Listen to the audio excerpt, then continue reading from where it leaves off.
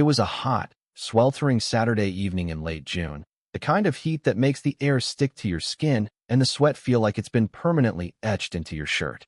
I'd been working a double shift, dealing with a string of break-ins that kept me on my feet all day. By the time I finally made it home, the clock was striking 11 p.m. All I wanted was a hot shower to wash away the grime of the day before my wife, Kesha, came home from her nursing shift. I had been looking forward to that quiet moment all day. Just me, some eucalyptus body wash, and 20 minutes of peace under the scalding water. I deserved that peace. But as soon as I turned onto Elmwood Drive, I knew something wasn't right. I could hear it before I saw the music. The bass was so loud that it rattled the windows of my patrol car. It wasn't the kind of music you'd expect to hear from a neighborhood block party, either. It sounded more like a full-blown concert had taken over my street. And as I crept closer to my house, the noise only grew louder. By the time I reached the end of my driveway, I saw it. My backyard, the sanctuary I'd worked decades to afford, was packed. I'm talking about at least 50 kids, maybe more, drunk off their asses, splashing around in my pool like it was a public swimming hole, trampling all over my garden, and trashing my outdoor furniture like they were on some sort of personal buffet. I didn't even know how to process it. The rage hit me like a physical blow. I had been on this job for 23 years, and I'd seen a lot. But this wasn't just a prank. This was an outright violation of my space, my peace, and my property. I sat there for a moment in my cruiser, letting it sink in. There was no way I could just let this slide. These kids were pushing the limits of everything. They didn't care.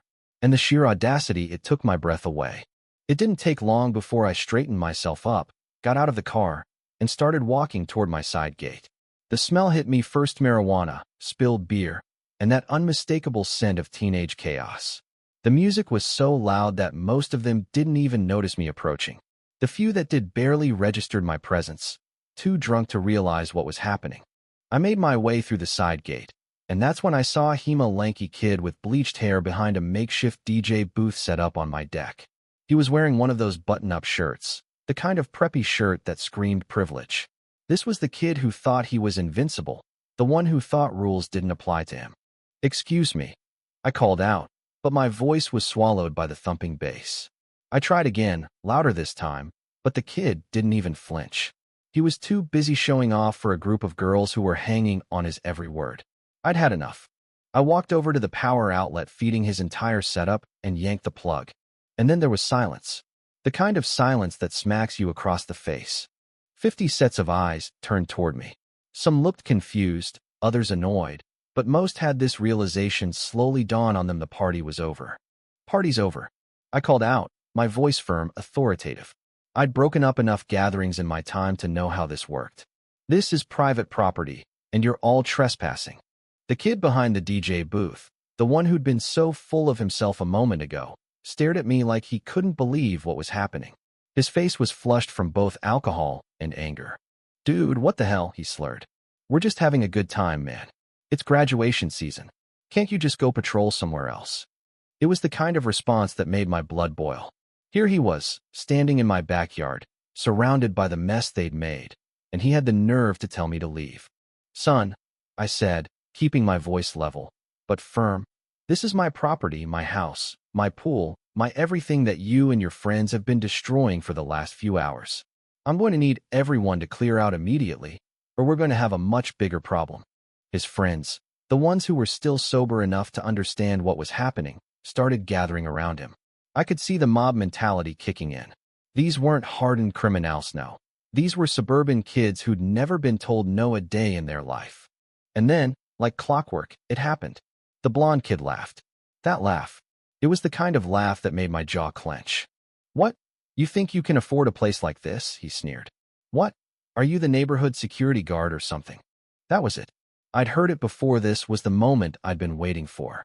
The moment I knew was coming but hoped I wouldn't have to face. The racist assumption.